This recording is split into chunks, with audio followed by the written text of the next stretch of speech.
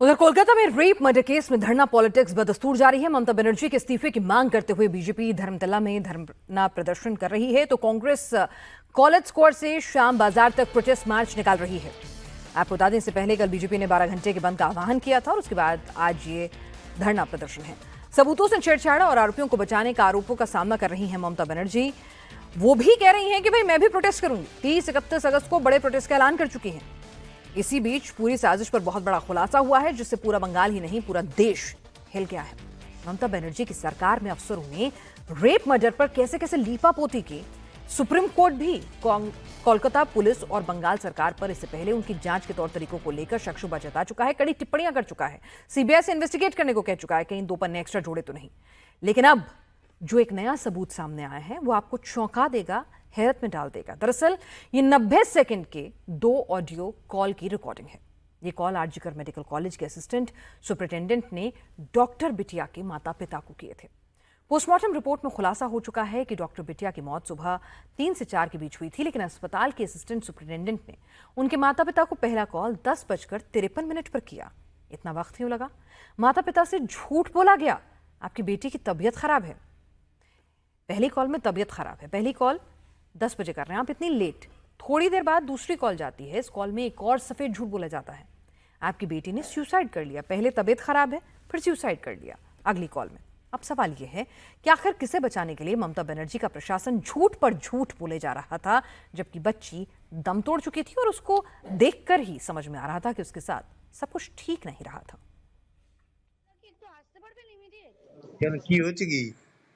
ওর শরীরটা খারাপ, আমরা ভর্তি করাচ্ছি ওকে, আপনি কি ইমিডিয়েট একটু আসতে পারবেন?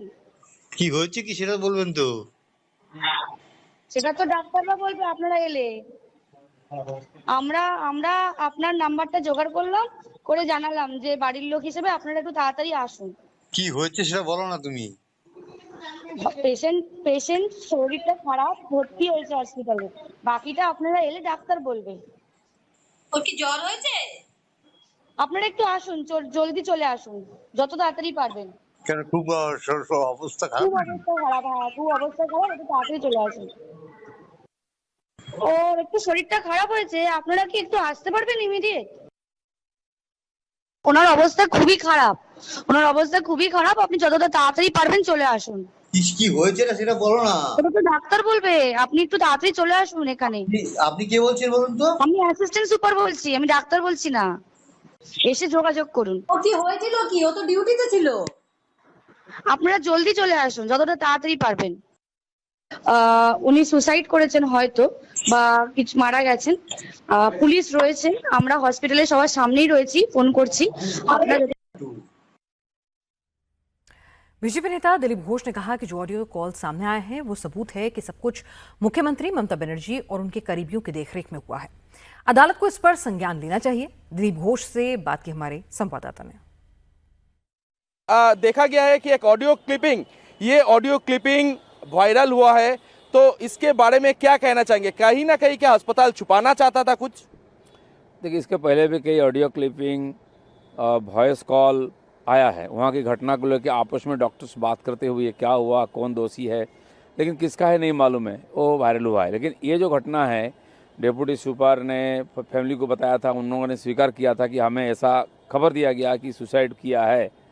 लेकिन वो इस सबूत के रूप में जो क्लिपिंग आई है, वॉइस कॉल आया है, मुझे लगता है कि कोर्ट को इसको स्वीकार करना चाहिए और उनको बुला करके इस विषय पर पूछताछ करना चाहिए। इतना बड़ा अस्पताल है, इतना डॉक्टर है, तो कहीं ना कहीं क्या सवाल उठता है कि ये छुपाने की, पर्दा डालने की कोशिश किया जा रहा था। भरपूर प्रयास हो रही है और मुझे लगता है कि यहाँ की स्टेट गवर्नमेंट और मुख्यमंत्री का जानकारी में सारा कुछ है, उनका देख रेख में घटना हुआ है। लेकिन बिना एविडेंस के कोर्ट कुछ नहीं कर सकता। अब कार्रवाई होगी, अब धीरे धीरे इसको लेकर के आगे भी और पोल खोलेगा। ममता बनर्जी ने नॉर्थ ईस्ट और असम जैसे 5 राज्यों के साथ जिस तरह की भाषा का इस्तेमाल किया, उसे बीजेपी ने एंटी इंडिया कहा है।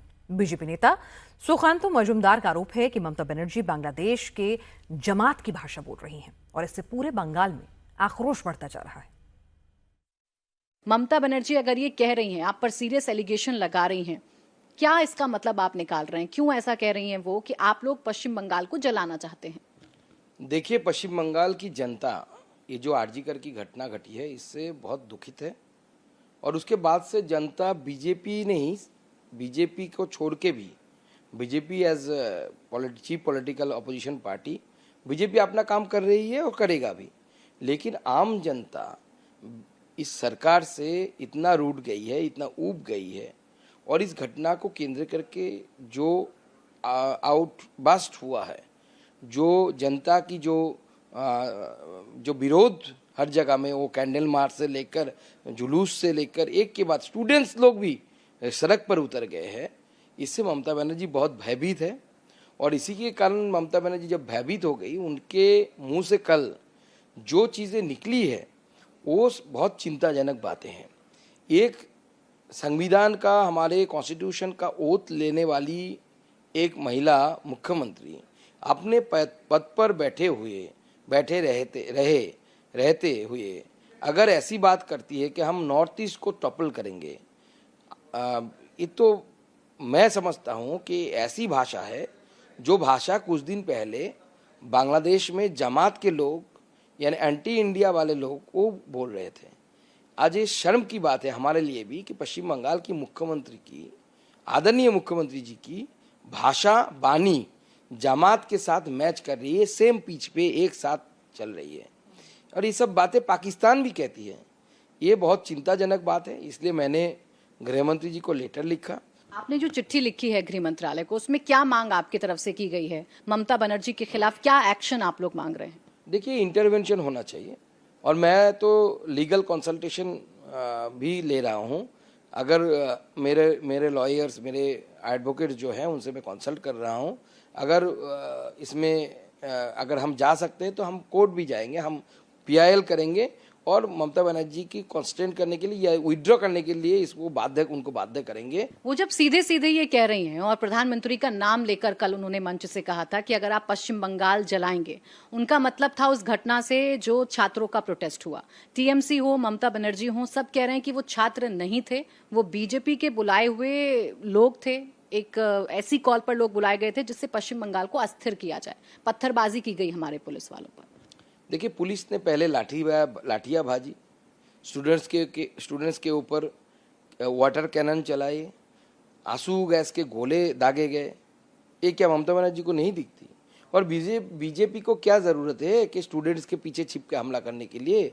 बीजेपी खुद अपना बैनर लेके, अपना झंडा लेके नवान्नों का घेराव कर सकती है।